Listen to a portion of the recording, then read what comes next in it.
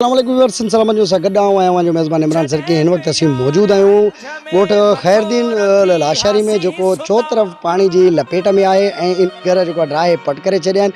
असां सां गॾु आहिनि हितां जा ॻोठाणा। अचो त वधीक हिननि खां हवालु कयूं त हिननि सां छा इंतिज़ामिया कहिड़ो जेको आहे सो ताउन कयो आहे, इंतिज़ामिया जा नुमाइंदा कहिड़ा हिननि वटि पहुता आहिनि न पहुता आहिनि, राशन जे हवाले सां, टेंट जे हवाले सां, या हिननि खे हितां ॿाहिरि कढी करे कैंपूं क़ाइमु कयूं आहिनि उते हिननि खे मुंतक़िल करण लाइ इंतिज़ामिया छा कयो आहे। अचो त वधीक हितां जे रवासियुनि सां ॻाल्हि ॿोल कयूं।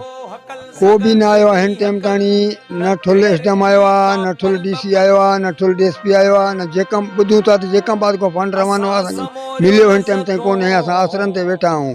उहो माण्हू काॾे विया जेके फंड आणींदड़ माण्हू काॾे विया? असां छो बुख ते मरूं था? जीअं ठुल ऐं मुख़्तियार कार ठुल चइनि था त असां घर घर जेको आहे वञी करे हिननि खे राशन फराहम कोन कयो आहे। असांखे हिकिड़ो आनो बि न मिलियो आहे अटे जो। वधीक त पंहिंजी जात उहे घर रहियो जो आहे। गुज़र सफ़र में कीअं असां छा कयूं? मजबूर हूं। ओड़े पाड़े को किथे आहे उते वञी झोली झलियूं था, मिले थो जे ठीकु, जे न त ॿारनि खे रहायूं था, बबाला ॾींदो वेठा आहियूं। असां ग़रीब मिसकिन, असांजा घर बि किरी पिया थो ख़बर आहे। सॼा इंतिज़ामिया खां हाणे अवां जो छा मुतालबो आहे? इंतिज़ामिया जो असांजो मुतालबो आहे असांखे टेंट मिलनि, असांखे खाधो खुराक मिले, असांखे दवायूं मिलनि, असांखे हर शइ मिले। जेको आहे उन्हनि खे त असांजी नज़रसानी करे अवाम जी गवर्नमेंट। अगरि नथी करे त फ़ैसिलो अलाह वटि आहे, ज़रूरु थींदो हिकिड़े ॾींहुं। पोइ कीअं करो था, कीअं गुज़ारो कयो था? ॾींहं त खाऊं, राति बुखे। हाणे हुकूमत का क्या मुतालबा है? फंड देवे, राशन देवे, भूखे पई टाइट देवे। हिन टाइम ते असां वटि को बि अमलदार न आहे पहुतो, न मुख़्तियार कार तपेदार कोई बि न पहुतो आहे। हिन टाइम ते असां जेको आहे सफ़ा जीअं बुख में इन में कॾहिं ॿार रोइनि था, कॾहिं कंहिंखे कूड़ ओड़े खां कंहिं पाड़े खां भॼी सॼी कोई ॾियो था, बाक़ी का बि अमलदार असां न पहुतो।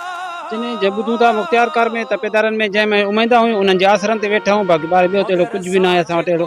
अमी एसडीएम ठुल या मुख़्तियार कार ठुल या डीसी चेकवाबाद के इन हवाले सां आगाह कयो आहे त अमी हिते जेको आहे सैलाब ऐं चो तरफ़ पानी जी लपेट में वेठा आहियो।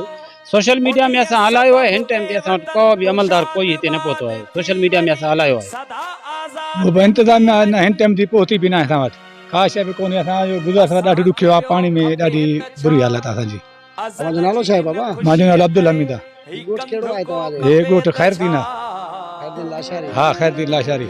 जेको इंतिज़ामिया जो कोई नुमाइंदो मुख़्तियार कार कोई बि कुझु न आयो, कोई बि कुझु न आयो। चवनि था त असां घर घर विया का शइ बि न आहे, कुझु बि न आहे। कूड़ हड़नि था, का शइ बि न आहे, छड़ी बदमाशी करनि था। हाणे तव्हांजो इंतिज़ामिया खां छा मुतालबो आहे? इंतिज़ाम असांखे पाणी, असांखे राशन आहे, घर कोन्हे वेहण जे लाइ, ॿार बुख ते वेठा आहिनि, अन्न बन लुड़ी वियो, का शइ बि कोन्हे, घर बि कोन्हे। हा, को टेंट वग़ैरह ॾियनि या को खाधो कंहिं पोइ हिते आहिनि ई न, कोई बि इंतज़ाम हिते न आहे। नंढड़ा ॿार आहिनि, राति जो रोइनि था, ॾींहं जो काथू करे वीचारा बिस्किट खाइनि गुज़ारो करनि था।